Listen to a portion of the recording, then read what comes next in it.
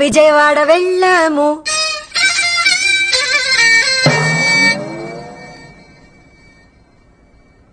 అదేంటమ్మా సాక్షి చెప్పమంటే పాటలు పాడుతున్నావు? మా ఆవిడ ఏ మాటనైనా పాటలోనే చెప్తుంది సార్. సరే తగలబెట్టు. విజయవాడ స్వర్ణ ప్యాలెస్ హోటల్ లో దిగాము. పొద్దున్నే కనకదుర్గమ్మ వారి దర్శనం చేసుకున్నాం. గుడ్. అక్కడ పూజారి గారు హారతి ఇచ్చారు. ఆ తర్వాత మేం ప్రసాదం తిన్నాము. ప్రదక్షిణాలు కూడా చేశాము. ఛీ! నీ వల్ల జడ్జిమెంట్ ఇవ్వాలన్నా ఉత్సాహం మూడు మొత్తం సంకనాగిపోయినాయి. పోనీ గొంతు బాగుందా పాట వినటానికి? డబ్బాలో రాళ్ళేసినట్టు గెల గెల గెల సౌండ్లు. ఆయన అలాగంటారు, నువ్వు వదలదు.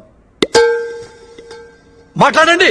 అలా మేం దర్శనం చేసుకున్నాం. కర్నూలుకి రిటర్న్ టికెట్ వేసుకున్నాం. గుంటూరు మీదుగా శ్రీశైలం వయా కర్నూలు వచ్చేసాం. వచ్చాము చచ్చాము. ఇదిగో అమ్మాయి, నేను అసలే కోపదారి మనిషిని. నశ పెట్టకుండా చెప్పు. చెబుతా